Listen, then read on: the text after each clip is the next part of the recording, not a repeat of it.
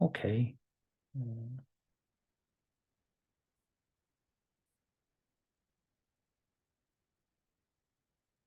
Okay, now we talk about the importance of the data and how government are treating this very seriously, and uh, and how they could use data uh, and analyze data and turn data into an actionable insights using artificial intelligence and machine learning methods and so on. But this is where we left. Why data is particularly important? Why data is being a serious issue, and what uh, why you need a strategy, uh, and how you could turn this data into an actionable insights. But what if you don't have data, then what would be the consequences of this? Uh, Actually, right at the beginning, we give an example about the COVID. It said COVID costs, if you don't have data, it costs lives. But when you started developing a data strategy and finding a way of to collect the data, then we started seeing improvements in getting less people infected, and we came up with a cure and vaccine and so on. But what would be other examples? And actually, what could happen if you don't have data? Even next example is about defense, and that's why the data strategy for defense was particularly and is particularly and will be particularly important for the future. And as long as you use the power of the data and augment it using artificial and machine learning methods, it will give you a better defense strategy. So now everyone uses social media. I'm not quite sure if there is anyone who doesn't have a social media account. At least one, I guess.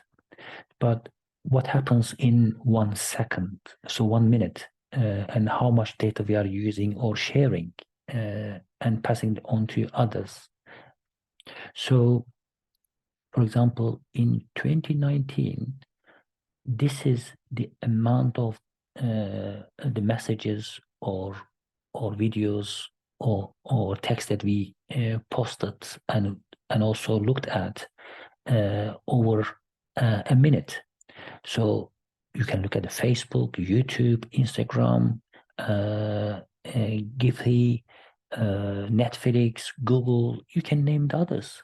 Now there are so many of these, and you can see thousands, millions, and billions of messages flying around in 1 minute over 60 seconds. But when you compare this with 2018, you can see the big difference between the amount of usage of these social media platforms. And at that time, for example, Giphy was not that much common at that time, but if you look at 2018, but when you compare this with 2019, now it exists. Now it has started becoming visible. You can see the differences between them. It's a massive difference. And now how much we started getting expose this information coming from different data platforms. This is what I call data fusion. And actually, every social media platform creates your own digital twin. Have you been able to count how many digital twin you have? For example, Facebook has have your digital twin. YouTube have one. Uh, Instagram has one. Netflix has one. Can you imagine if all these got together and fused into one box, and then this would end up with your a true digital twin? So can you imagine what can we do with it? So you can see that the difference between the usage of Instagram is I think doubled, and if you look at Netflix, more than doubled, and you can see the Giphy here. So many different data sets, data sources, but is there anything missing here? Do we have enough data? I mean, now we start talking about the power of the data, and we have data coming from different sources. And what you could see on that screen, in fact, is just a small portion of this. So, but is there anything missing here? Is there a dark hole here? You remember now we discovered a dark hole in space. If you translate it into a data domain, is there any dark hole in data space? Is there anything that we have not been able to discover? Even we discovered, have you been able to identify what is inside the data? Okay, let me give you one example.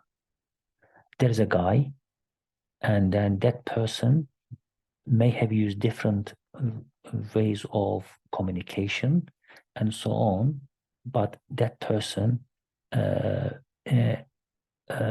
commit a crime, and then have you been able to caught that person? A very specific example. Actually, it happened during the Paris attacks. And according to the officials, that person, they said, okay, terrorists could have used PlayStation 4 to plan the attack. And then what they have found in that person's house or home or flat, at least one Sony PlayStation console after the attack. Then Belgian minister said PS4, PlayStation 4, this is Sony's, one of the Sony's highly sold PlayStation console. PS4 communication was more difficult to monitor than other messaging services like WhatsApp. And another one is actually Sony has sold well over 25 million of the consoles, and the number of gamers using it is far higher, much higher than it may have been predicted. So how could you monitor 25 million PlayStation 4 devices being used to play a game? But while playing the game, there may have also communicated, and they may have planned using these toys. And in fact, if they use the games to plan the attack, and it's even difficult because online game communication needs its own ontology to be discovered. So basically, there was a missing data. The puzzle has a missing piece, and until it happened, nobody discovered this puzzle, missing puzzle piece. So what is going to happen then? And we cannot leave it to the chance because it may happen in the future. So therefore, we need to be collecting every piece of data to be able to protect our citizens.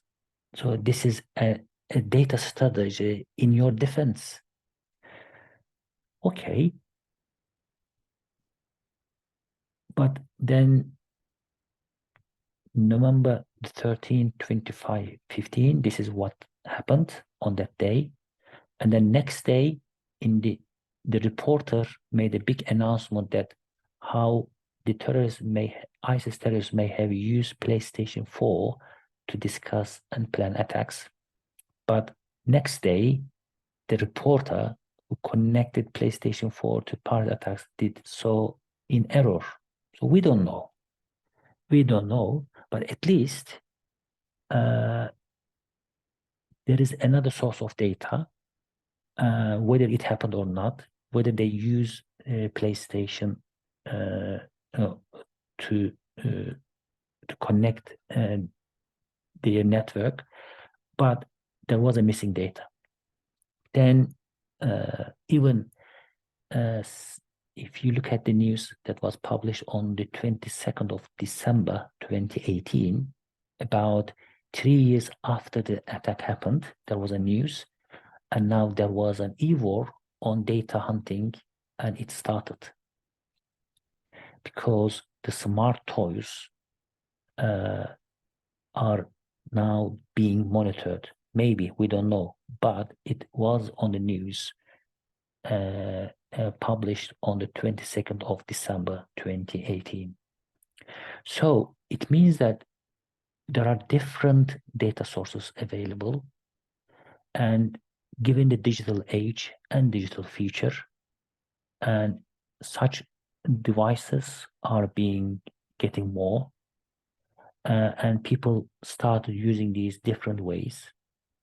Therefore, the more data sources that you have, the different types of data that you can collect, diversification of the information about an individual is going to be better, and you could use it for different purposes, not only for defense, but also increasing your revenue, because you will be able to come up with a personalized shopping bag for that particular person or family.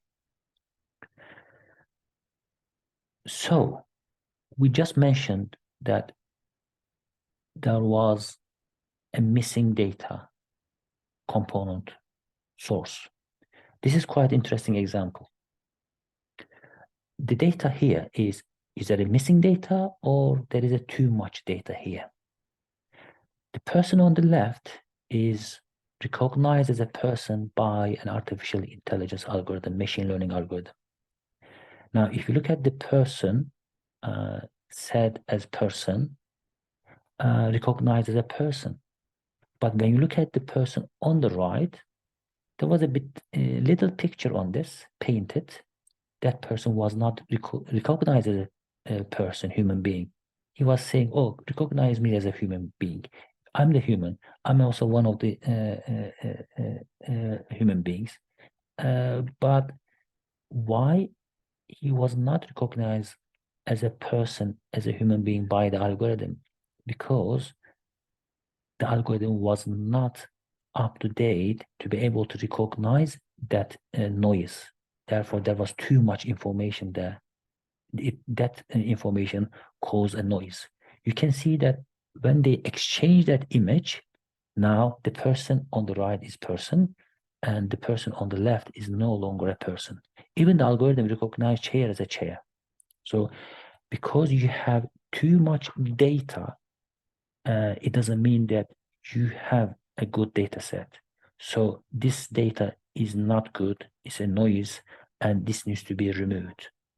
So now we can see two things here. The first one is, yes, you may have data, but you may have too much, or certain things may be missing.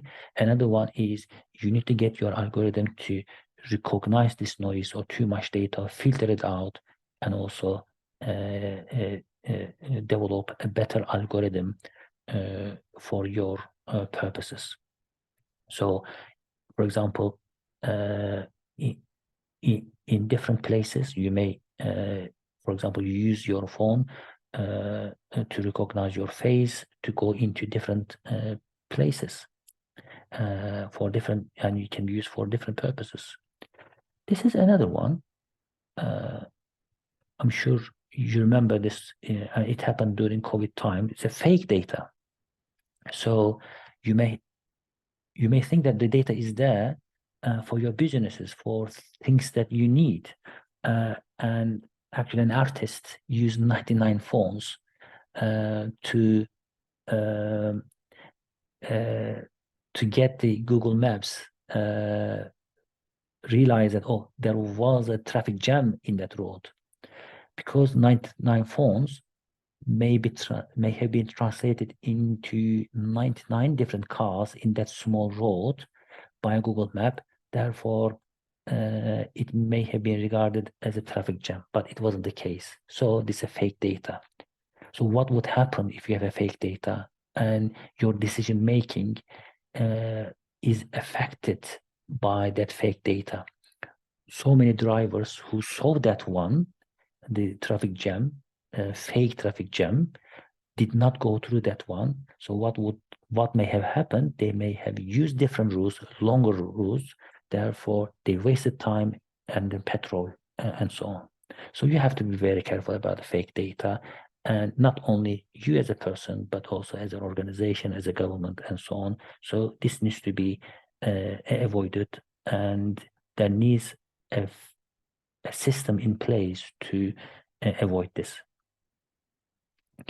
Okay, the other thing, I'm not quite sure how many of you watched the Hummingbird Project. It was quite interesting movie.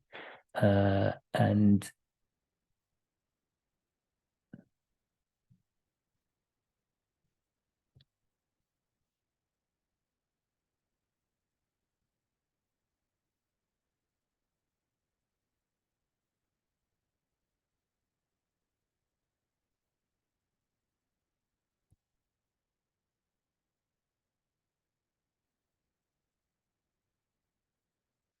okay, so accessing data, not fake data, not missing data, of course, the correct and timely data, even a millisecond faster, a millisecond faster, and this would give you 500 million dollar profit per year.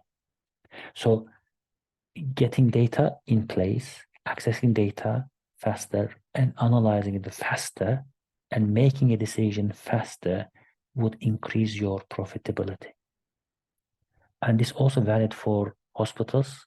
Accessing data faster and analyzing faster could give a better treatment for others. And also accessing data faster, analyzing faster, avoids accidents on the road, and so on.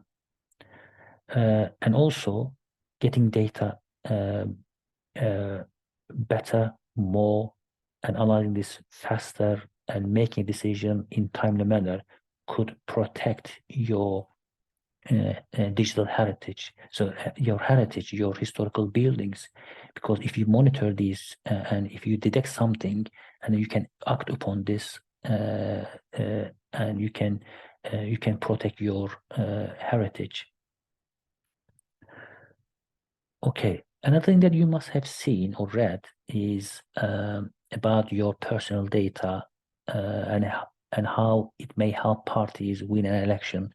And there has been a number of conspiracy theories, and we saw Cambridge Analytica. You must have seen all these different news about it and how Facebook may have shared the data being collected from millions of its users, and how Cambridge Analytica could have used this to influence their decision in during the Brexit and also during the election in US when Trump was elected as a president. And actually they were talking about 1.1 billion of these users based in the UK. So this is quite interesting. So I think this is particularly important, and also these examples, I think, are a set of examples why data and its analysis using AI is particularly important. Of course, right at the beginning, as I mentioned, you got personal data, and you analyze these personal data using AI and machine learning algorithms, then your digital twin is created. And there are different social media platforms and also supermarkets. They collected your data, and I'm sure you will be able to count how many digitals you have and in what way they are going to be used in the future. I'll give you more examples. why data is important in different sectors, even in the architecture and restoration and so on. But it will be coming in the next session.